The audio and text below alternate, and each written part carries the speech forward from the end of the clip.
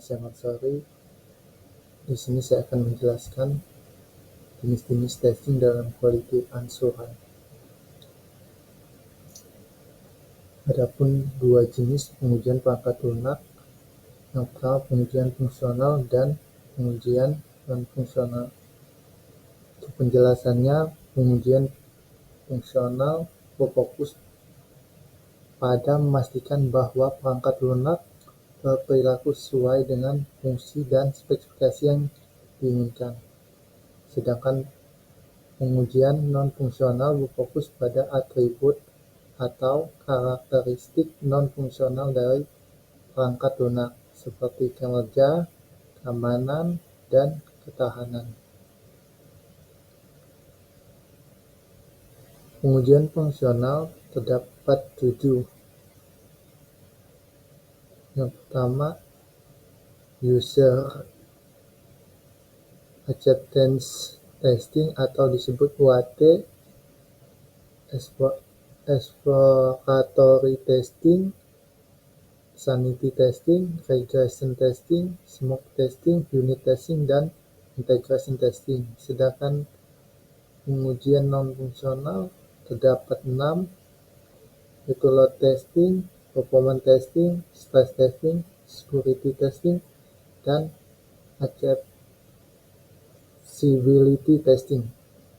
Oke. Di sini saya akan menjelaskan contoh pengujian fungsional. Yang pertama,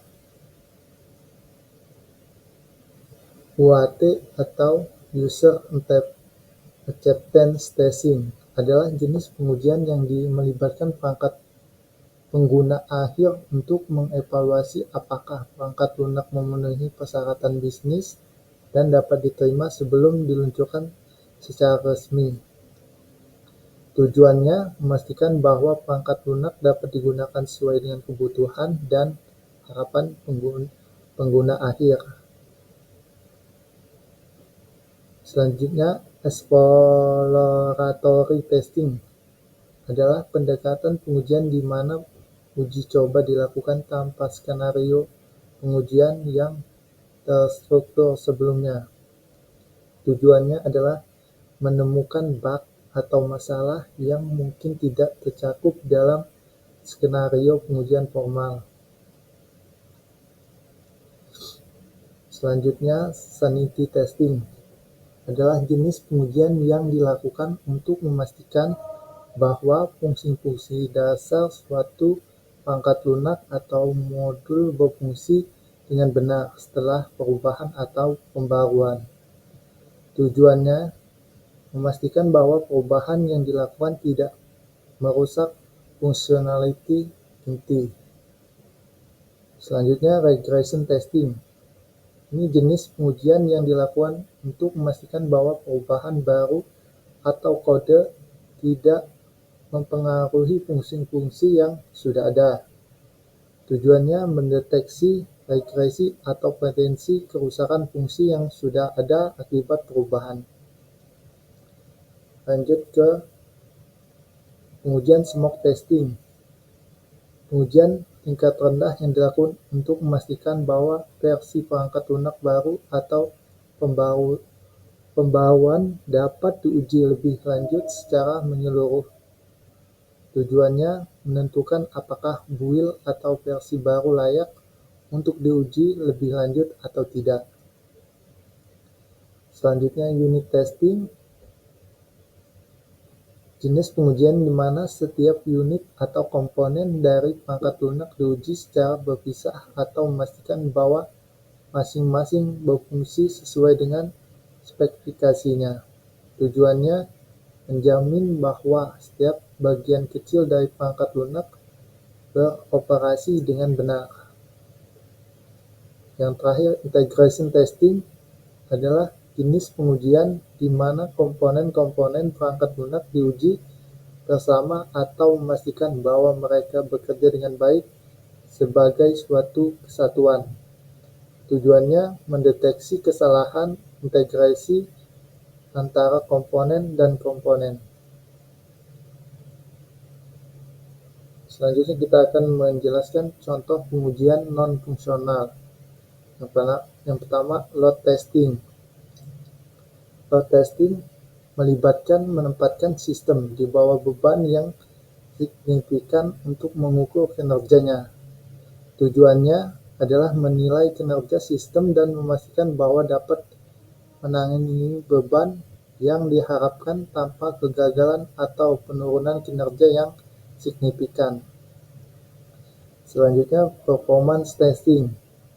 Jenis pengujian yang bertujuan mengukur respon waktu, kecepatan, dan efisiensi sistem dalam berbagai kondisi.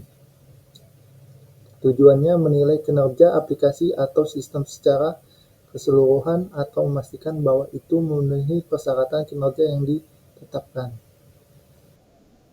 Selanjutnya, stress testing melibatkan menempatkan sistem di bawah tekanan ekstrim atau beban yang jauh melebihi kapasitas normal untuk mengevaluasi batasan dan mengidentifikasi titik kegagalan. Tujuannya menentukan bagaimana sistem tertahan dan pulih dari beban yang atau tekanan yang berlebihan. Selanjutnya, security testing. Jenis pengujian dilakukan untuk mengidentifikasi dan mengatasi kerentanan keamanan dalam perangkat lunak atau sistem. Tujuannya memastikan bahwa sistem tidak rentan terhadap serangan atau ancaman keamanan yang dapat membahayakan integritas, kerahasiaan, dan ketersediaan data. Yang terakhir, accessibility testing atau penguji aksesibilitas melibatkan menilai sejauh mana perangkat lunak atau situs web dapat diakses dan digunakan oleh individu dengan berbagai kemampuan dan atau disabilitas.